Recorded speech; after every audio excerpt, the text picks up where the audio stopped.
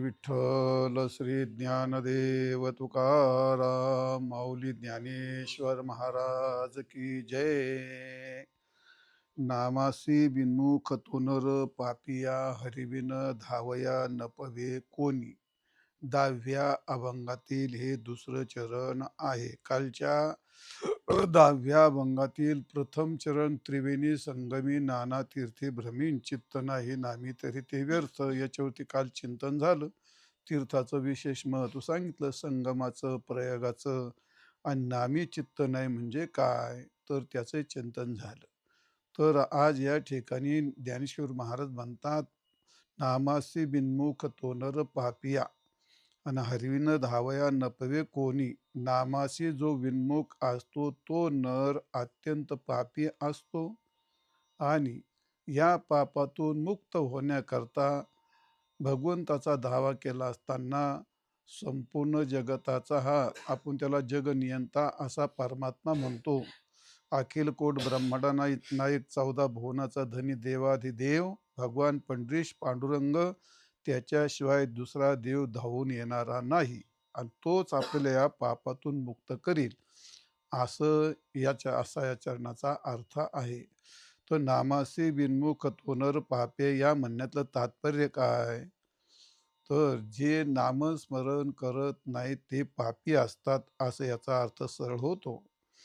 तर जे नामस्मरण करत नाहीत ते पापी आहेत, म्हणजे याचा अर्थ विरुद्धार्थ काय होतो, जे नामस्मरण करतात ते पुण्यवान आहेत. अभंगाच्या पहिल्या अभंगात याचं आपण चिंतन केलं. काय केलं ते, हरिमुखे म्हणा हरिमुखे म्हणा पुण्याची गणना कोण करी. नामस्मरण केलं तर पुण्याच्या राशी उभ्या राहतात आणि नामस्मरण नाही केलं तर त्याच्याकडून ते पाप होतं, म्हणून त्याला पापी असं म्हणतात. असं पाठीमागं आपण त्याचं चिंतन केलं. मातेशी काय, माते जेने पाविजे ते शुद्ध पुण्य, असं 9व्या अध्यायात ज्ञानेश्वर महाराजांनी म्हटलंय. असं जे शुद्ध पुण्य असतं, तर भगवत प्राप्तीचं जे साधन असतं ते शुद्ध पुण्य आहे. आणि थोडक्यात नामस्मरण केलं तर त्याला पुण्य प्राप्त होतं, नामस्मरण न केलं तर त्याला पाप लागतं, असं म्हणण्यातलं तात्पर्य आहे. पण त्याचं कारण भगवंताचं नामस्मरण हे पुण्यप्रद आहे आणि न करणं हे पाप आहे. तर या ठिकाणी थोडीशी शंका अशी येते, भगवंताचं नामस्मरण केलं करण्यामध्ये पुण्य जरूर होतं, पण न करण्यामध्ये अभावात काय याची निर्मिती होते का? नाही होत ना. अभावात काय याची निर्मिती होत नाही. मग नामस्मरण न करणं ते पाप कसं काय असू शकतं? कोणता अभाव हा कोणत्याही कार्याचं कारण होत नाही, तर ते पाप निर्मितीचं कारण कसं होईल, ही शंका येते का नाही? पण मग भगवंताचं नामस्मरण, मग त्यांनी नामाने केलं पुण्य का होतं, तर जयामध्ये नारायण शुद्ध पुण्य ते एक, देव अंतरे ते पाप आणि खोटे उगवा संकल्प, नारायणाच्या लोपेन घडते अवघीच पापी. हे दोन गोष्टी विरुद्ध आहेत. या दोन गोष्टी विरुद्ध आहेत. जसं तेज तिमिरय हो विरुद्ध स्वभाव हो.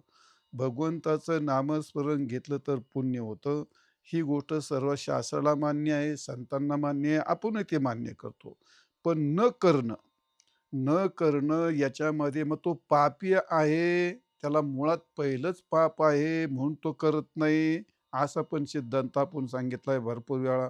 कारण का, अनंत जन्माचे सुकृत पदरीन त्याचे मुखी हरी. पाठीमागच्या जन्मातलं पुण्य असेल तर तो नामस्मरण करतो आणि जर पाप असेल तर त्याच्या मुखात नामस्मरण येत नाही. मग माऊलींना या ठिकाणी नामाशी जो विन्मुख आहे, तर मग तो मागचा पापी आहे का आता पापी आहे, आणि म्हणून तो नामस्मरण नामाला विन्मुख आहे तो. तर नामाशी विन्मुख आहे म्हणून त्याला पापी म्हणायचंय का आता तो नामस्मरण करत नाही म्हणून त्याला पापी म्हणायचंय? हे दोन मुद्दे आपल्या पुढे आहेत. तर मुळात मुख्य पाप ज्याला म्हणतात, तर कोणतंही जे पाप असतं ते पाप अभावात जन्माला येत नाही. काहीतरी कृती केली, पुण्याची निर्मिती झाली आणि पापाची निर्मिती झाली. काहीतरी केल्याशिवाय काहीतरी उत्पन्न होत नाही, ही तर गोष्ट नक्की आहे. कारणाशिवाय कार्य कधी उत्पन्न होत नाही. मग आता नामस्मरण घेतलं तर ते नामस्मरण पुण्य उत्पन्न करेल यात काही शंका नाही. पण नामस्मरण न घेतलं तर ते पाप उत्पन्न करील हे सिद्धांतात बसत नाही. पण निळोबरा असं म्हणतात, निळा म्हणे पाप मुख्य त्याची साचे आणि नावडे देवाचे नाममुखी. ज्याला नामस्मरण आवडत नाही, जो नामस्मरण घेत नाही, तर ते खरं मुख्य पाप आहे. तर हे खूप संतांचे वाक्य खूप गांभीर्य काय अर्थपूर्ण असतात. त्यात फार गांभीर्य असतं. त्यात फार मोठा लांब त्यात त्यात फार मोठा अर्थ भरलेला असतो. तर निळोबरा म्हणतात, निळा म्हणे पाप मुख्य त्याची साच. कोणते? ज्याला देवाचं नाव आवडत नाही. ते पाप कसं काय असू शकतं? ते पण पाप नाही असणार ना. नाही आवडत तर नाही आवडत. पण ते लगेच पाप कसं काय म्हणायचं? तर त्याचं कारण तुम्हाला सांगतो या ठिकाणी. त्याचं कारण नाम निर्दळी पाप समजतं हे सकळ शास्त्र संमत. अन जो विकल्प मानी तेथ तो जाण निश्चित वज्र पापी. नाम निर्दळी नाम निर्दळी पाप समजतं. नामाने सर्व पाप निवृत्त होतं. ही गोष्ट खरी आहे. हे सकळ शास्त्र संमत. जो विकल्प मानी तेथ तो पाप ही गोष्ट खरी आहे ना. नाम हे सगळं पाप निवृत्त करतं ही गोष्ट खरी आहे. आणि जर त्या नामबद्दल विकल्प मानील तर वज्रलेप पापी हे बस ही गोष्ट खरी आहे. परंतु नामस्मरण आवडत नाही, नामस्मरण घेत नाही आणि मग तो पापी कसा? हा आहे प्रश्न.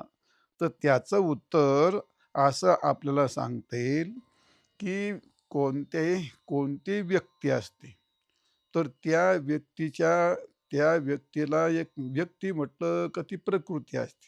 प्रकृती म्हटलं का एक वृत्ती असते. आणि त्या एका वृत्तीत 2 विषय राहत नसतात. तर एका वृत्तीने हा एक विषय निवडला, तर तो दुसरा विषय त्या ठिकाणी येत नाही. उदाहरणार्थ आपण एक रस्त्याने चाललो, मग दुसऱ्या रस्त्याने चालता येईल का आपल्याला?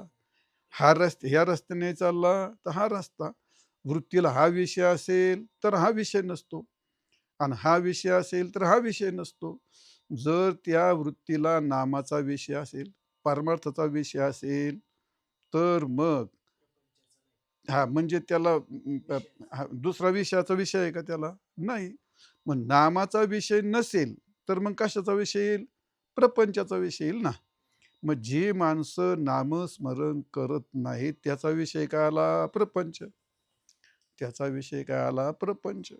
मग प्रपंच आल्याच्या नंतर सहजरित्या ज्याची विहिताकडे प्रवृत्ती नसते, त्याची निषिद्धाकडे प्रवृत्ती असते. लक्षात आलं? जर विहिताच्या मार्गाचं आचरण करेल, तर त्या वृत्तीला, त्या व्यक्तीला आता निषिद्धाचं आचरण करण्याकरता संधी शिल्लक राहिली का आता? नाही. त्याची वृत्ती, त्याची वेळ आता कशात आहे? विहिताकडे येतो. तर नामस्मरण करतो, तो भक्ती करतो, परमार्थ करतो आणि त्यामुळे तिथून ती पुण्य निर्माण होईल. ही गोष्ट खरी आहे. पण परमार्थ न करणं, नामास विनमुख राहणं, भक्ती न करणं, त्यामुळे आता ते न केल्यामुळे त्याची वृत्ती गप्प बसेल का? त्याची प्रकृती गप्प बसेल का? तो ह्या रस्त्याने चालत नाही म्हणजे ह्या रस्त्याने चालेल का नाही? तो हा विचार करत म्हणजे हा विचार करेल का नाही? तो नामस्मरण करत नाही याचा अर्थ तो गप्प बसणार आहे का तो? नाही. मग त्याची जर विहिताकडे प्रवृत्ती नाही, तर त्याची निषिद्धाकडे प्रवृत्ती नक्कीच असते. आणि निषिद्धाकडे प्रवृत्ती झाली, तर त्यातून पाप निर्माण होतं. असा याचा एवढा दुरान्वय लावावा लागतो. नामाशी जो विन्मुख असतो, म्हणजे त्याचा अर्थ नामाशी सन्मुख नाही, तर तो नामास विन्मुख झाला आणि नामाशी विन्मुख झाला, तर तो विकाराशीन विषयाशी सन्मुख झाला आणि विकाराशीन विषयाशी सन्मुख झाला रे झाला, का ते पापाची निर्मिती करतं. आणि म्हणून नामाशी विन्मुख जे असतात, ते नर पापी असतात. जे नामाशी सन्मुख असतात, ते विहिताचं आचरण करतात. आणि म्हणून जर त्याची त्या ठिकाणी परमार्थात प्रवृत्तीच नाही, ज्याची परमार्थात प्रवृत्ती आहे ते निषिद्ध आचरण करू शकत नाहीत. ज्याच्याकडे जो नामस्मरण करतो, भक्ती करतो, तो निषिद्धाचं आचरण करील का? नाही. 2 गोष्टी विरुद्ध होत नाहीत ना. जो विहित आचरण करतो, तो निषिद्धाचा आचरण करत नाही. आणि मग जो निषिद्धाचं आचरण करतो तो विहिताचं आचरण करत नाही. ह्या दोन गोष्टी आहेत. आणि म्हणून निषिद्ध आचरण करत असताना निषिद्ध आचरण करत असताना 3 गोष्टी असतात. पहिली गोष्ट 3 गोष्टी कोणत्या असतात? पहिला आहे काम, दुसरा आहे क्रोध आणि तिसरा आहे लोभ. आणि ज्यावेळी हे विकार असतात, तर या विकारामध्ये ह्या विकारातून माणूस जे कृती करतो ते निषिद्धच कृती करत असतो. कामातून कामाची कृती केली ती निषिद्धच असते. म्हणजे त्याला काय म्हणतो आपण, म्हणजे हां, शास्त्रविहित नाही. निषिद्ध कामातून निषिद्ध कामाची कृती ही पापजनक असते. हां, म्हणजे निषिद्ध क्रिया पण निषिद्ध काम, कामाला विहित म्हटल्यानंतर तो विधीनी सेवन विषय त्यागती समन तुकाराम महाराज म्हणतात. त्यात विधी नाही ना. विधी जर असेल मग तर ते त्यांना पुण्याचा मार्ग बनतो. तर निषिद्ध अविधीने कामाचं सेवन हे पाप जन्माला घालतं. अविधीने क्रोधाचं सेवन हे पुण्य जन्माला पाप जन्माला घालतं. आणि अविधीने लोभाचं सेवन हे पाप जन्माला घालतं. मग आता ज्या कालामध्ये लोभ जर माणसाला सुटला तर तो चोरी करील का नाही? चोरी करेल. लोकांचं हडप करील का नाही? हडप करेल. आणि ते पाप आहे. परद्रव्य परनारी याचा धरी विटाळ. इतुले करी भलत्या परी परद्रव्य परनारी सांडोनी आविला शांतरीन वर्ते व्यवहारी सुखरूप. तुकाराम महाराजांनी पापाचे ठिकाणे सांगितलीत का नाही? मग पहिला पहिला काय घेऊ आपण? लोभ घ्या. पण उलटं करू. मग लोभ, दुर्योधनाला लोभ सुटला की नाही? दुर्योधनाला लोभ सुटला. मग लोभ सुटल्यानंतर त्यांनी एवढी त्या लोभाच्या पायी एवढी हिंसा केली का नाही? एवढं राज्य-बिज्य म्हणजे काय पुण्य झालं का ते? नाही. परमार्थाकडं प्रवृत्ती नव्हती आणि त्यामुळे निषिद्धाकडे त्याची प्रवृत्ती झाली. आणि निषिद्धाकडे प्रवृत्ती झाल्यामुळे कशात आला तो? विकारात आला. आणि विकारात म्हणजे लोभ, लोभाचा उद्रेक झाला आणि त्यामुळे तो कशात जाईल? चोरीत. लोभाचा उद्रेक झाला तो कशात जातो? चोरीत. आणि चोरी करणं हे काय आहे? पाप आहे. चोरी करणं हे पाप आहे. महापातक महापातकाचं यादी वाचत असताना ब्रह्मात्या स्वरापानम स्तेयं गुरुवंगणागमः महांती पातकन्याहो महांती पातकन्याहो संसर्गश्चापितैः सह. असे 5 पातकं सांगितलेत महापातक. पहिलं काय आहे? ब्रह्महत्या, सुरापान, स्तेयम चोरी. चोरीचं पाप आहे का नाही? लोभामुळे. लोभाचा उद्रेक झाला का मनुष्य काय करतो? चोरी करतो. मग लोभ झाला तो कशामुळे झाला? त्याची नामाकडं प्रवृत्ती नव्हते. नामाचे विन्मुख झाला आणि त्यामुळे लोभात प्रवृत्ती वाढली. लोभाचा उद्रेक झाला आणि चोरीचं पाप केलं. नामाचे विन्मुख आणि म्हणून तो नर पापिया. नामाच्या अभावात पाप होत नाही. पाप होतं ते भावरूपातूनच होतं. नामाकडं प्रवृत्ती नव्हती. विहिताकडे प्रवृत्ती नव्हती. निषिद्धाकडे प्रवृत्ती झाली आणि निषिद्धाच्या प्रवृत्तीमुळे त्यांनी चोरीचा पाप, लोभात त्याचा उद्रेक झाला आणि लोभ या विकाराने त्याला चोरी करायला लावली. म्हणून तो नामाशी बिनमुख राहिल्यामुळे चोरीकडे प्रवृत्त झाला आणि म्हणून त्याला म्हणतात नामाशी जो बिनमुख तो नर पापी आहे. तो पापाचे व्यवहार करत असतो तो नाम न घेतल्यामुळे. एक दुसरी गोष्ट काय? तो क्रोध. मग क्रोधाची गोष्ट असते. ज्या कालामध्ये क्रोध हिंसाच असते का नाही? क्रोधाचा उद्रेक झाला का तर हिंसा केली जाते. आणि तुकाराम महाराज म्हणतात, कोणाही जीवाचा न घडो मत्सर वर्मी सर्वेश्वर पूजनचे महाहिंसा सर्वभूतानी. कोणाची हिंसा करू नये. कंसाने हिंसेचा मार्ग आचरला का नाही? महाराज तोडा झोडा, ब्राह्मण मारले, हे ते सगळं केले, ब्रह्महत्या. आता हे काय झालं? क्रोध झाला. ब्रह्महत्ये काय झालं? क्रोध झाला. म्हणजे ब्रह्महत्येचं याचा अर्थ हे हिंसेतली गोष्ट झाली ना. आणि मग नामाशी बिनमुख राहिल्यामुळे क्रोधाचा स्वीकार केला आणि असे हजारो लोक क्रोधाला बळी पडतात. आणि मग हिंसा ज्या ज्या कालामध्ये होते त्याच्या बुडाला काय असतं? ते क्रोध. लोभात मनुष्य हिंसा नाही करत. क्रोध घेतल्याशिवाय त्याला हा हा नाही नाही, त्याला राग आल्याशिवाय तो एखाद्याला शिवाय तरी देऊ शकतो.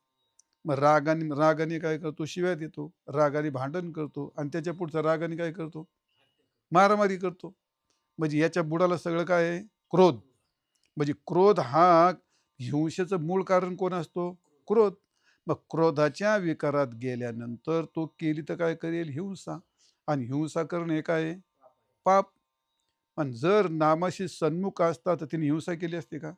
म्हणून नामासे विनमुख. तो दुसरा जो नामासे विनमुख असतो तो काय आहे? तो पापच करतो, म्हणून त्याला पापिया असं म्हणतात. नामासे विनमुख तो नर पापिया. दोन सांगितले. आणि तिसरं काम ब्रह्महत्या आणि सुरापान. सुरापान म्हणजे त्याला दारू प्यायची इच्छा होते, परस्त्रीची गोष्ट असते, दुराचार करणं, कामाची गोष्ट.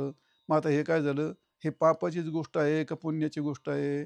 पापाचीच गोष्ट असते. ब्रह्महत्या स्वरापान स्तेयं गुरुवंगनागम हा इथं काम सांगितलेलं आहे. गुरुवंगनागम हा आपल्या गुरुच्या पत्नीशी संबंध ठेवणं किंवा लोभ धरणं, याला काय म्हणतात? हे कामातून विकार. आणि मोठं उदाहरण कोणतं? रावणाचं. कामाचं उदाहरण म्हटलं का रावण, क्रोधाचं उदाहरण म्हटलं का कंस, आणि लोभाचं उदाहरण म्हटलं की दुर्योधन. मग हे जे नामाशी सन्मुख होते का नामाशी विन्मुख होते? नामाशी विन्मुखच होते. आणि ते मोठी उदाहरणं आहेत.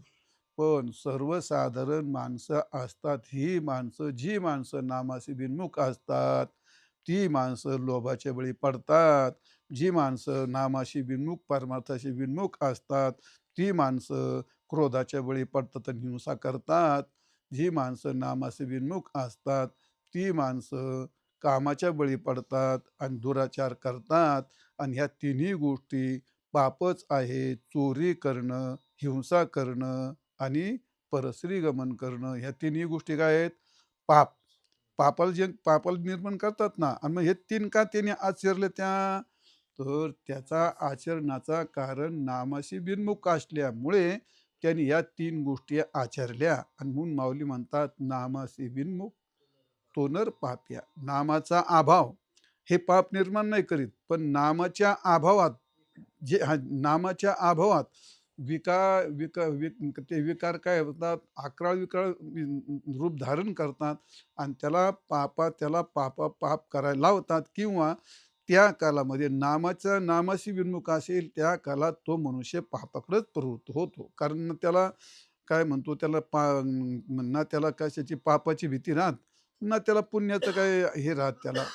आणि म्हणून असं म्हटलंय, म्हणून ज्ञानेश्वर नाथ महाराज असं म्हटलंय, येऊन्या नरदियासी अविकळ वाच्या आशे जाशी, आणि जो नुच्चर्य हरिनामासी पाप त्यापासी खतेली. मग त्या जे नामस्मरण घेत नाहीत त्याच्या भोवती पापाचे सगळे डोंगरचे डोंगर उभे राहत असतात. पुरिले लोहा माती खाये. जसं लोखंड मातीत पुरलं, मग त्याला साडवायला काय लागतं का त्याला? ते आपोआप गंजून जातं, आपोआप खराब होऊन जातं. तसं पुरले लोहा माती खाय, ते उपयोगा नये वाया जाय. जसं मातीत लोखंड पुरलं, ते कशाच्याही उपयोगात येत नाही, त्याला गंज लागतं. आणि गंज लागल्याच्या नंतर ते सगळं वाया जातं. त्याचप्रमाणे तैसे नामविन वाचा पाहेन वृथा जाय सर्वथा. असे नामासी बिनमुख तो नर पापी आहे असं म्हणलंय. नाथ महाराज म्हणतात काय? सर्पाचे ते बिळ आणि जेव्हा नवे काळ सर्प आहे ना, काय ना, नाम ना काय, हा नामावे नमुक सर्प, बरोबर आहे ना? नामावे नमुक सर्पाचे ते बिळ, जिव्हा नवे काळ सर्प आहे. जी माणसं नामाशी विन्मुख असतात ते त्यांच्या भोवती पापाचीच विळखी बसतात ते, असा प्रकार आहे. आणि म्हणून आयशे राम नाम नावडे जाशी.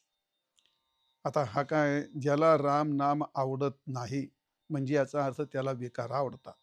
ज्याला राम नाम आवडत नाहीत याचा अर्थ त्याला काय? चोरी करणं, हिंसा करणं, दुराचार करणं हे त्याला आवडतं.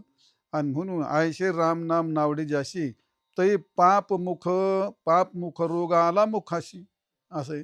म्हणजे याचा अर्थ जसं त्या कावळ्याचं तोंड सडतं, किंवा द्राक्ष रसा, आमरसा आणि तोंड सडे वायसा.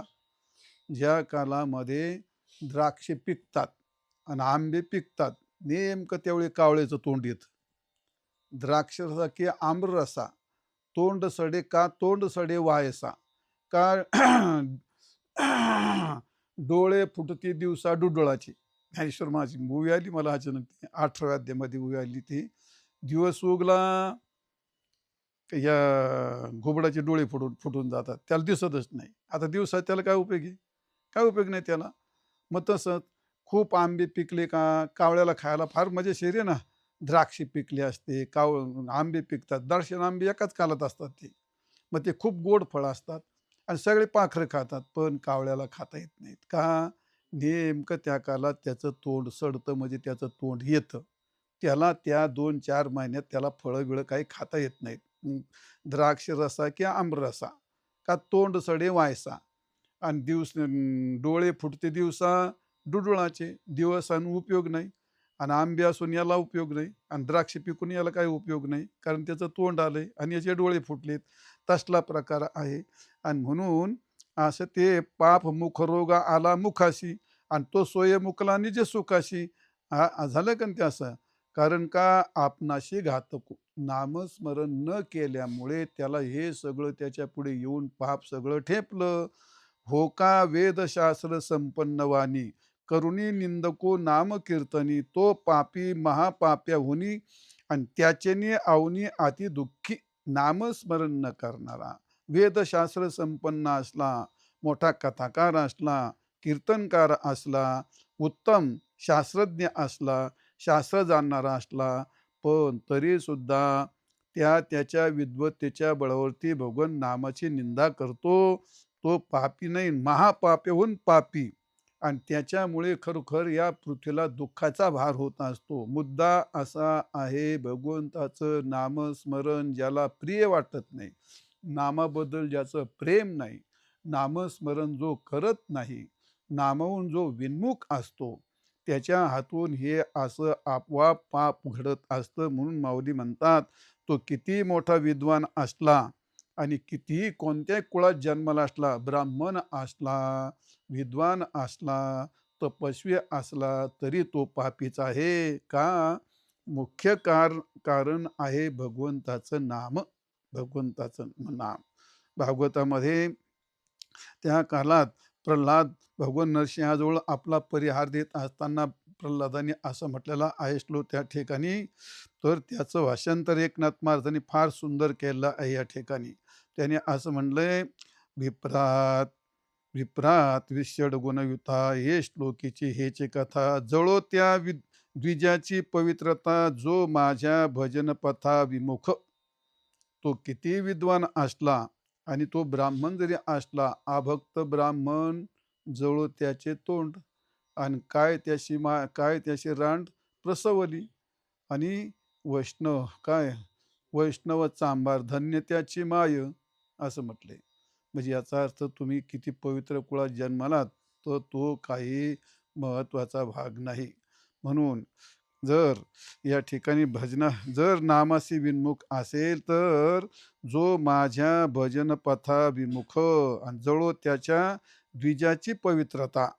आणि म्हणून नाथ महाराज म्हणतात, त्याहुनी श्वपचगा वरिष्ठ, जो माझ्या भजनी भजन निष्ठन, त्याचे वंदिता पुराण श्रेष्ठ, कवी वरिष्ठ महाकवी.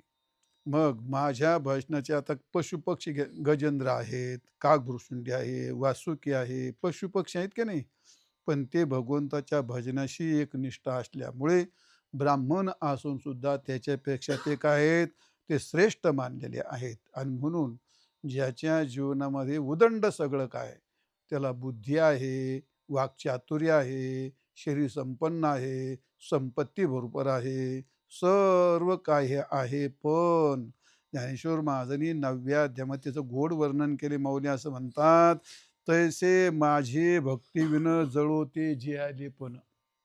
माझ्या नामा वाचून भक्ती वाचून त्याचं जगणं व्यर्थ आहे. म्हणजे जळो ते जे आले पण, आगा पृथ्वीवर पाषाण नसते काय. म्हणजे या पृथ्वीवर पाषाण काय कमी आहेत काय? भरपूर पाषाण आहेत ते. त्या दगडात आणि त्याच्यात कोणता बदल आहे? काही नाही. मग आता सगळे झाडं असतात, आणि झाडं असं सगळे, म्हणजे सगळ्या झाडांना सावली असते, पण त्याच्याही पेक्षा तुम्हाला हिवरा झाड माहिती आहे का? हिवराचं खायराचं असे ते झाडं असतात. ते लय अडाणी पोर राव तुम्ही, कसे काय ते. ते हिवराचं झाड इतकं हिरवंगार असतंय ते. आणि उन्हाळ्यात विशेषतः सावलीची गरज कधी असते? उन्हाळ्यामध्ये सगळे झाडं वाळतात, उन्हाळ्यामध्ये पानं गळतात. पण त्या काळात तो हिवराचा पाला आहे ना, इतका हिरवागार असतो. अशी दाट सावली असते त्याची, भयंकर दाट सावली असते.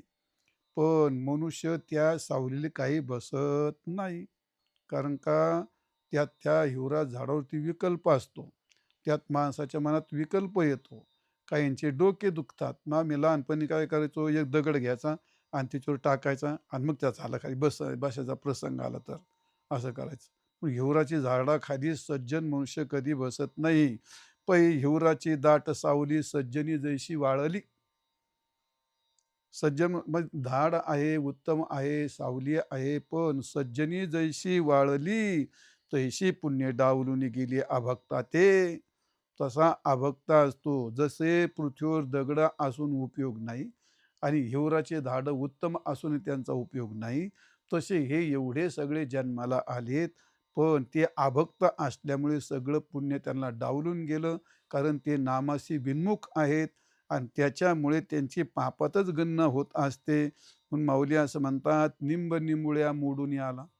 हे भरपूर लिंब पिकले, घोसचे घोस आले त्याला आणि तो कावळ्याशी सुकाळू झाला.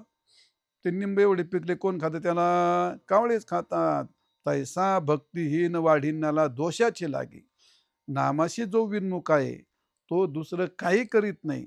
तो त्या ठिकाणी रोज दुराचारच करणार, दोषालाच आमंत्रण देणार, दोषच निर्माण करणार आणि हे सगळं करणं असल्यामुळे यातून पाप निर्माण व्हायला हरकत नाही. आणि का निर्माण झालं? नामाशी विन्मुख होता म्हणून. म्हणून माऊली म्हणतात, नामाशी विन्मुख आणि तो नर पापिया.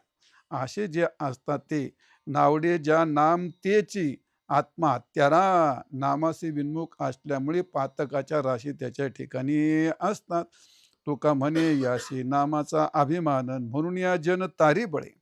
असे जर ज्याला नामाचं महत्व असतं त्याला कोणत्याही पापाची भीती नसते. तर असो, मुद्दा सांगायचा आहे की नामासी विन्मुख तनोर पापिया. तर या पती नाम न घेणं ते पाप कसं काय असू शकतं याची संगती मी आपल्याला दाखवली.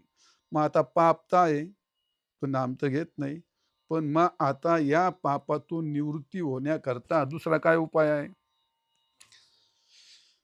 आता जी माणसं नामस्मरण करतात त्यांच्याकडे आज पाप नाही, पण काल पाप होतं की नाही? ज्या अर्थी तो जीव झाला, जन्माला आला, त्याच्याकडे पाप असतंच. मग त्याचं पाप कशाने गेलं? त्याने नामस्मरण केलं.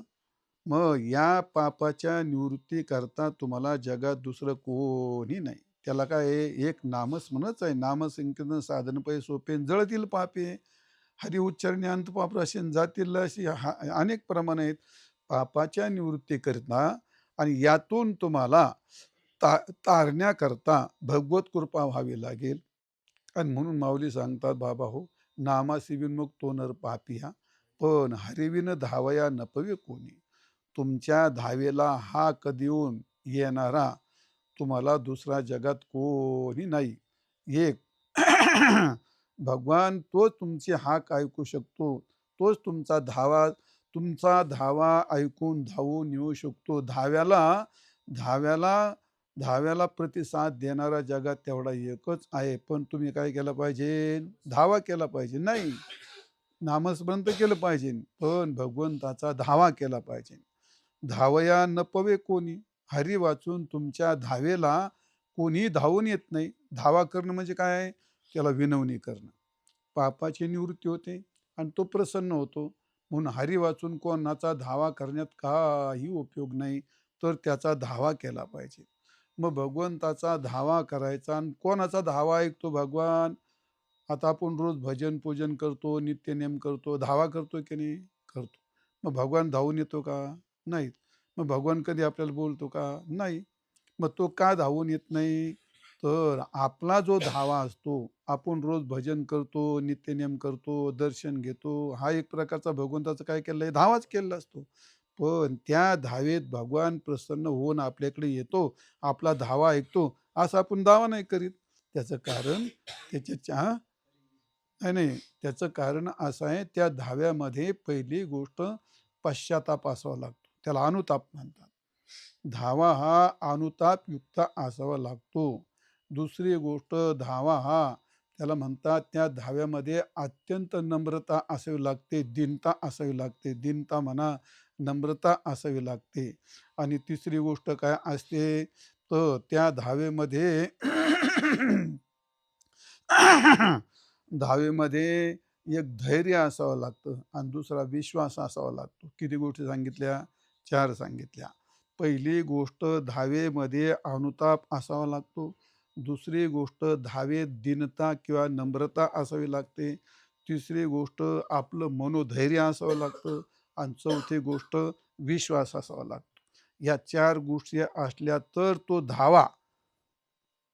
तो धावा धावा सिद्ध होतो आणि तो धावा भगवान ऐकतो आणि मग तो त्या काळात भगवान धावून येत असतो. समजतंय का तुम्हाला? धावा करत असताना काय लागतं? पहिली गोष्ट, अनुताप झाल्याशिवाय तुम्हाला काहीही उपयोग होत नाही. आता एखादा दारू पितो मनुष्य, मग त्याला काय होतो? कोणालाही पश्चाताप होतो. दारूचा पश्चाताप होतो, काही एखाद्या रोगाचा कशाचाही पश्चाताप होतो. तो काय म्हणतो, आता मला नको हे, मला हे सोडून द्यायचं, आता मला काय उपयोग नाही. आणि मग जेव्हा त्याला अनुताप होतो, त्याच कालामध्ये त्याचं ते सुटतं. अनुताप तीर्थे नाहला, नाहुनी मज आत्वा आला. अनुताप तीर्थे नाहे, असं काय आहे? नाटामध्ये असं म्हणलंय, नाये अनुतापे पांघरे दिशा, होशील आधी होताची तैसा. स्वेद निगुदे अवघी आशा. आणि तो का म्हणे, दशा भोगी वैराग्य. अनुताप फार महत्वाचा आहे. म्हणून पश्चाताप ही गोष्ट फार महत्वाची असते. म्हणून त्या धावेत पाहायला काय पाहिजे? देवा, मी फार पाप केलं, माझ्याकडून फार चुकलं, मी नामस्मरण नाही केलं, असा काय पाहिजे? अनुताप पाहिजे. मग त्या काळात असं जर अनुताप असेल तर, उद्धवा जेथ अनुताप नाही तेथ माझी कृपा नव्हे काही. जिथं अनुताप नाही तिथं नाथ महाराज हरिपाठात कुठतरी आलं त्या अनुतापाचं व्यतित्व. आता हे महत्व, तिथं माझी कृपा नव्हे काय, कृपेचे वर्म हेच पाये, जे अनुताप देह अनिवार. माझ्या कृपेचं मुख्य वर्म आहे, ज्याला अनुताप झाला आणि अनुताप होऊन जे माझा धावा करतात, तोच धावा मी ऐकतो. आणि म्हणून अनुताप हे त्याला निश्चित हे कृपेचं माझं एक वर्म आहे. आणि तेवी विषय भोगिता जाण, पुढे निरय अति दारुण, मजका विसरला नारायण मधुसूदन माधव. असं त्याला काय झालं पाहिजे? त्याला ते अनुताप झाला पाहिजे. का मी विषय भोगले एवढे अति दारुण, या ठिकाणी मला आता नरकाला जावं लागेल. मग मला नारायण का विसरला? मी पिडिलो विषय बंदी खानी, वेगी गरुडा वळघोनी वळघोनी, आणि कृपळा चक्रपाणी मज लागोनी सोडवी. मग असं काय केलं तीन धाव, देवा मला यातून सोड, मी आता फार अडकलोय, मी ह्या पापात फार बुडलोय, आता मी नरकाला जाईल, मला फार भीती वाटायला लागली. विषय मोहाग्रहाचे तोंडी मी सापडलो, बडीश पिंडी, गजेंद्राचे परी तातडी घाली उडी मज लागी. गजेंद्रासारखा तुम्हाला धावून मी फार व्याकुळ झालो आहे. आयसा निज भक्तांचा धावा आणि क्षणहीन सहावी उद्धवा. मला निज भक्तांनी असा अनुताप युक्त असा धावा जर केला, तर मला तो क्षणभरही सहन होत नाही. माझी कृपा होय तेव्हा पूर्ण स्वभाव अनुतापी. अनुताप युक्त असा जर धावा केला, त्याला पश्चाताप झाला. मुळात मुद्दा काय आहे? धावा करत असताना पहिला मुद्दा त्याला अनुताप झाला पाहिजे, ही एक. मग दुसरी गोष्ट काय? त्याला ते नम्रता त्याच्यामध्ये. म्या नाही दिदले दान, मी नाही स्मरलो नारायण, मज येता नरक दारून, तेथ कोण सोडवे. म्या नाही केले पंचमहायज्ञ, नाही दिदले अतिशय अन्न, नाही केले पितृतर्पण, माझे दुःख कोण निवारी. मी सर्वथा अकर्म करी, बुडालो बुडालो अघोरी, धाव पावगा श्रीहरी मज उद्धरी दिनाते. हे सगळं भगवंताला सांगत असताना त्याने सगळा अनुताप केला आणि मग त्याची नम्रता जागी झाली, देवा मग आता मला यातून तार. हो, मी तव अनाथ अपराधी, कर्महीन मतिमंद बुद्धी, तुझ म्या आठविले नाही कधी, वाचे कृपानिधी मायबापा सगळा अभंग आहे तो. कशाचा आहे तो? अत्यंत नम्रतेचा आहे, अत्यंत दीनतेचा आहे. मी दीन झालो, मी तो अनाथ अपराधी. म्हणजे याचा अर्थ त्यांनी त्याचे स्वतःचे अवगुण सगळे आठवले. तर मी अवगुणी अन्यायी किती म्हणून सांगू काय देवा. हे काय दीनता आहे भगवंताच्या पुढे या धावेमध्ये. त्या धावेला तीव्रता येण्याकरता, त्या धावेला तीव्रता येण्याकरता जसं चुलीला जाळ घातला का ते पातेलं तापतं आणि पातेल्यातून मग पाणी तापतं. मग त्याचा उपयोग होतो ना.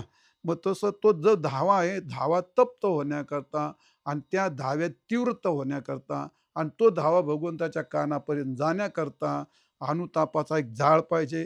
तसं दीनतेचं एक त्याला एक आस असली पाहिजे.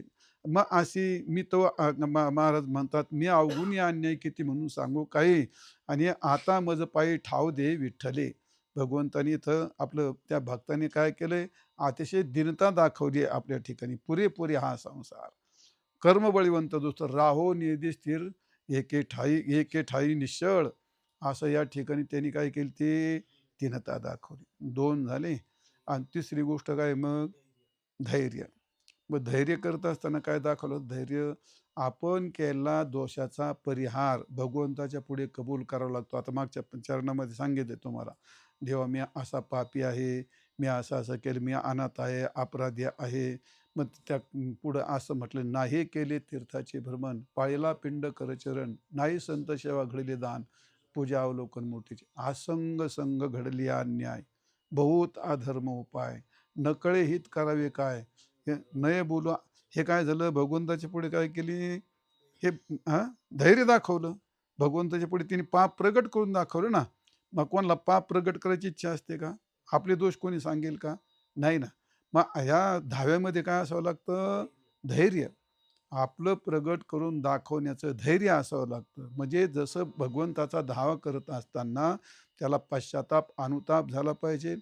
तर धावा करत असताना त्याला दीनता असली पाहिजे, नम्रता असली पाहिजे आणि नंबर 3ला त्या ठिकाणी धैर्य असलं पाहिजे. आपल्या पापाची कबुली देण्याकरता त्याच्याकडे धैर्य असलं पाहिजे. म्हणजे तो धावा अधिक काय होऊन जातो? तीव्र होऊन जातो. आणि शेवटचा आहे विश्वास, की हा भगवान निश्चितच तुझं विन कोणा शरण जाऊ नारायणा, ऐसा मी न देखे कोणी आणि तुझा तीही त्रिभुवनी. तुझ्या वाचून मला यातून कोणी तारणार नाही. असा त्याच्याकडे काय पाहिजे? विश्वास पाहिजे. येवो येवो ये धावून या आणि विलंब का वाया लावे. त्या काय विश्वास आहे तुकाराम महाराजांचा. विठाबाई विश्वंभरे भवछेदके कोठे गुंतली. म्हणजे हा विश्वास नक्की येणार आहे तो. इतका वेळ कसं काय लावला? म्हणजे निघालाय भगवान. भगवान निघालाय. माझा धावा तिने ऐकलाय आणि म्हणून असं वाटतं, ये ओ ये रंगा ये ओ ये विठाई किठाई माझे कृष्णाये का नाही. ये म्हणजे तू जवळ आलीस तू आता. येवो वैकुंठ वासिनी विठाई जगत रजनी तुझा वेधो माझे मनी रंगा येवो. म्हणजे याचा अर्थ भगवान येईल आणि मला उद्धरील. याचा अर्थ निश्चितच भगवान माझा धावा ऐकतात आणि मला यातून उद्धार करतील. असा त्यात काय पाहिजे? विश्वास पाहिजे. म्हणजे तो धावा भगवान ऐकतो. पण तुकाराम महाराज म्हणतात, तुम्ही त्यात उत्कंठेने धावा जर नाही केला, तुमच्याकडे सामुग्री आहे, तुम्हाला सगळी गोष्ट करता येते. न करी त्याचे गांढेपण नारायण सिद्ध उभा, उठा उठी करी स्मरणाचा धावा धर्वत देवा नाही. असं उठाउठी धावा केला तर भगवंताला तो धीर धरवत नाही. अतिशय वेगाने त्वरा झाली गरुडा टाकेले मागे आणि द्रौपदीच्या लागे नारायणे. गजेंद्राचा धावा ऐकून गेला, द्रौपदीचा धावा ऐकून गेला. गेला का नाही द्रौपदी धावा ऐकून? हां, कनवाळू, कृपळू सगळं आहे त्या ठिकाणी. किंवा गोविंद द्वारका वासीन कृष्ण गोपीजन प्रिया कौरवी परभूतानाम माम किन्न जानासी केस. हे नाथ हे रमानाथ व्रजनाथ व्रजनाथार्थनाशिना कौरव अर्णव मग्नाम माम उद्धर स्वजनार्दन कृष्ण कृष्ण महायोगिन विश्वात्मन विश्वभावनम प्रपन्नाम पाहि गोविंद कुरुमध्ये अवसेदते औषधितम. तर या ठिकाणी द्रौपदी ज्या कालामध्ये त्या कौरवांच्या सभेत गेली आणि त्या दुःशासनाने तिची साडी ओढली, ती सर्वत्र पाहायला लागली. कोणी तिला तारणहार होईना. मग ते भीष्माचार्य, द्रोणाचार्य, कृपाचार्य सगळे तिचे 5 पती पांडव हे सगळे होते. पण कोणी तिला सहकार्य नाही केलं. आणि ज्या काळात तिला असं वाटायलं की आता माझी विटंबना होते आणि हे सर्व उघड्या डोळ्याने हे पाहत आहेत, कोणी प्रतिबंध करू शकत नाही. अशा प्रसंगी उरला सुरला हा जगनियंता भगवान परमात्मा. आणि म्हणून तिने कोणाचा धावा केला? भगवान कृष्ण हे का कृष्ण धावरे लवकरी, संकट पडले भारी. म्हणजे माझ्यावर संकट पडलंय, कोठे गुंतलाशी द्वारकेच्या रायन, वेळ का सखया लावेला. हे का नाही? मग काय हा, विद्यानाथ ब्रीद सांभाळे आपुली. म्हणजे या ठिकाणी काय, तू आता तुझं ब्रीद सांभाळ आणि लवकर धावून ये. त्या कालामध्ये मग विनाशाचे दुष्कृताम, तू सगळ्यांचं दूर करून माझे लज्जा रक्षण कर. मग त्या काळात भगवान काय केलं? हा हा, येतो येतो आणि उद्या येतो. द्रौपदीच्या धावेमध्ये काय काय होतं? पश्चाताप झालता का नाही तिला? झाला. मग त्यात त्याच्यात ती कनवळ होऊन भाक्यात होती का नाही? भाक्यात होती.